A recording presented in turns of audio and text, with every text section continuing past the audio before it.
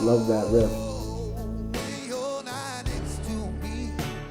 Hi everyone, today we're going to be breaking down key songwriting techniques in the smash hit Lose Control by Teddy Swims. It was #1 forever and it's still in the top 10 a year later. Now this song gets a lot of attention for Teddy's gruff, amazing voice, but it wouldn't be what it is if it wasn't written really well. We're going to focus on 3 key songwriting techniques used, so by the end of this, you'll acquire some actionable methods you can use when writing a hit song. How major themes, minor themes can work together. How conflict can be used to build towards a chorus, and how he uses distinctive melodic phrases to blend genres. Let's check out the song.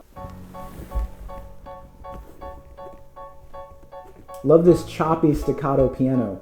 Staccato is when you have short pulsing notes. Legato is when you have longer, fuller notes.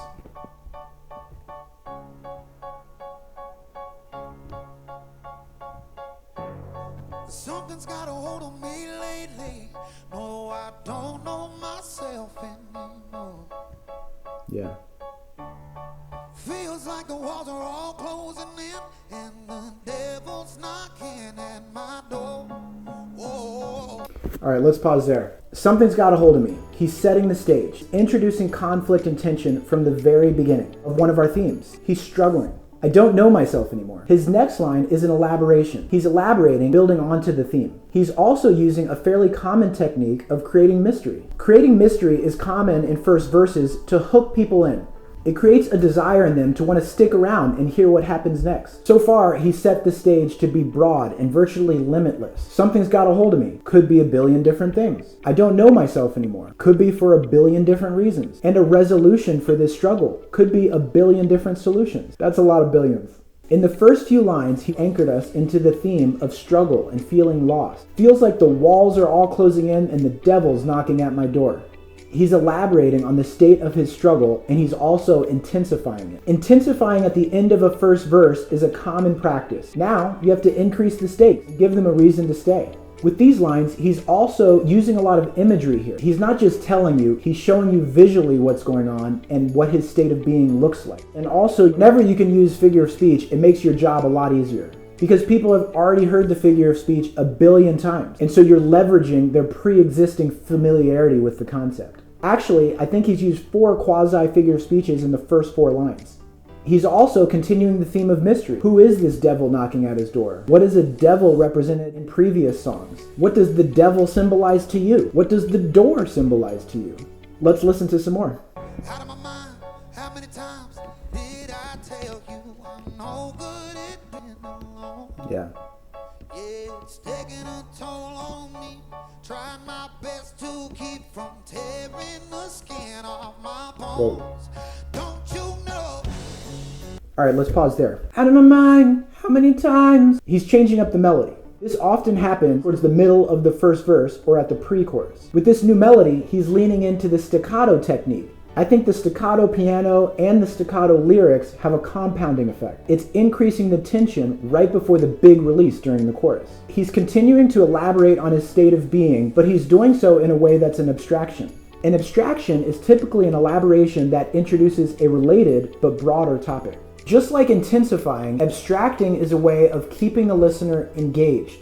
In this case, he's widening the storyline to share an abstract comment about his state of being. He's out of his mind. Did I tell you I'm no good at being alone? He's switching it up a little bit here. He's using longer legato notes. He's also using a summarization technique where the writer's summarizing their previous lyrics. He's provided thematic information and storytelling in this verse, and now he's summarizing with a relatable, broad state of his being and his need for companionship. It's taking a toll on me. This is still a part of the summary, but it's acting as a conclusionary phrase. Trying my best to keep from tearing the skin off my bones. Now the front end of this is the most optimistic line in this whole song. He's trying his best. The way that these lyrics are placed right next to each other also supports the tension of this song. He's trying his best to keep from tearing the skin off his bones. That's super intense. Don't you know? I love this little ad-lib at the end of the verse. It's inviting the listener or whoever he's singing to listen to him, to see him. This song so far is about feeling lost. So don't you know? He's asking if anyone can relate to him.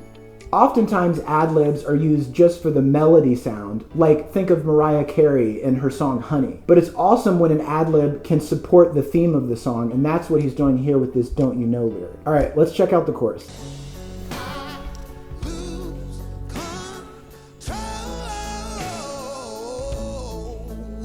Love that riff.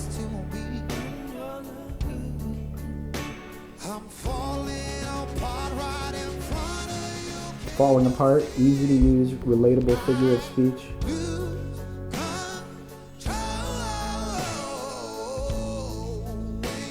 2 times for emphasis, repeating himself.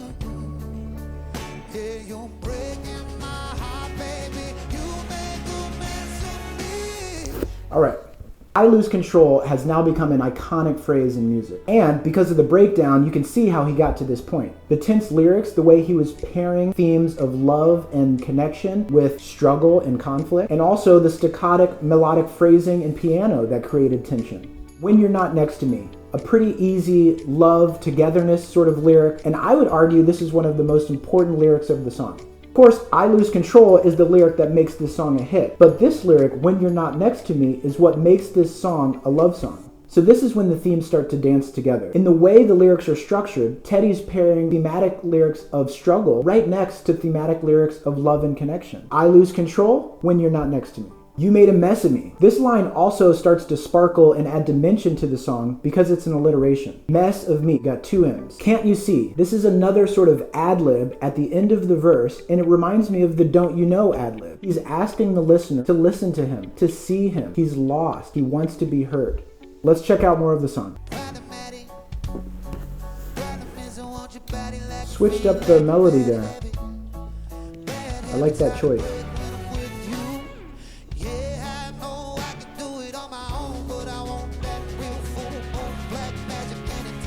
This is where the genres start to blend.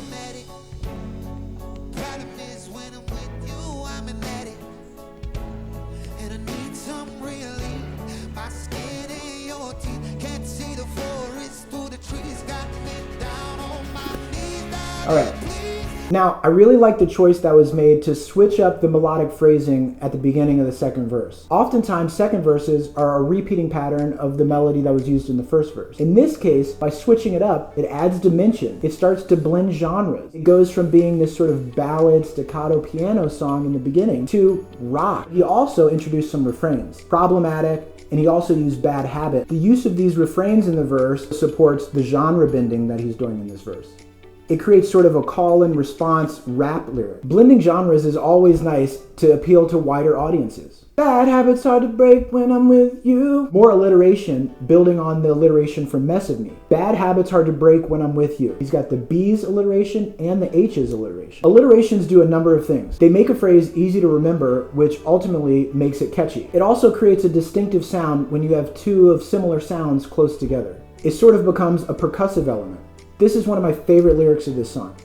This lyric is where he's starting to elaborate and provide more detail and context for the mystery that he started in the first verse. It's really informing us of what this song is really about. All right, the next lyric, can't see the forest through the trees. Another visual sign using an imagery technique, and this is creating a maxim about seeing the bigger picture here. He's ending with a contrast. Can't see the forest through the trees, got me down on my knees. He's getting out of the struggle theme and into the love theme. In his last lyric, darling please, it adds sparkle. Most songs use terms of endearment like baby. We hear it all the time. Think of Justin Bieber, baby, baby, baby. But darling is like, oh my darling Clementine. So you get a lot of bonus points when you can use a word like darling in a modern song.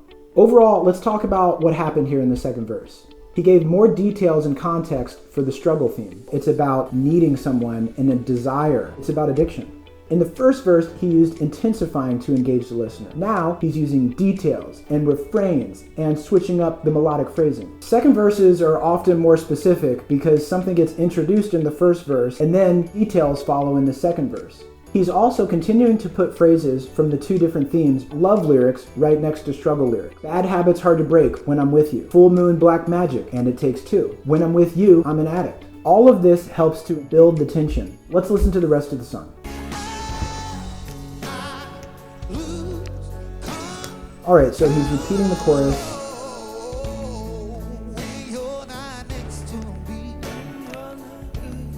Very common. Verse, chorus, verse, chorus.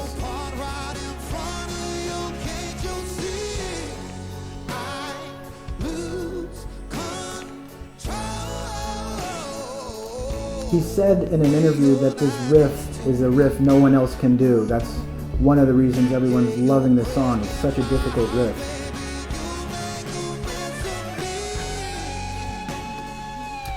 Interesting choice for a musical bridge here, no vocals. I like that. It sort of goes into the soul theme of this song and his amazing soulful voice.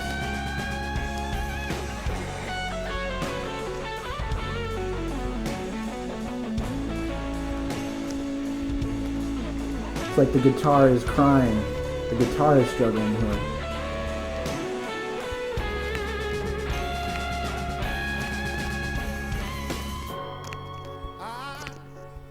Now he's repeating the chorus.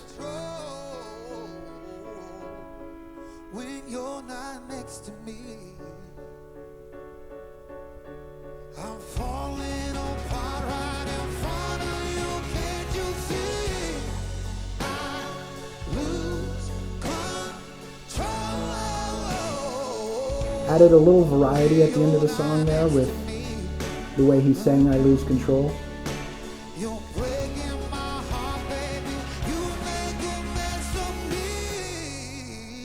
Ending on the nice alliteration. Wow, what an amazing song. I hope you see this song a little bit differently now and get a peek into the mechanics of what's going on. The strong interplay between the themes, the pervasive use of conflict and tension, and the changes to melodic phrasing for variety and genre blend. You can use these mechanics to enjoy music in all new ways. Please leave a comment below of what song you'd like me to do next. And don't forget to like and subscribe.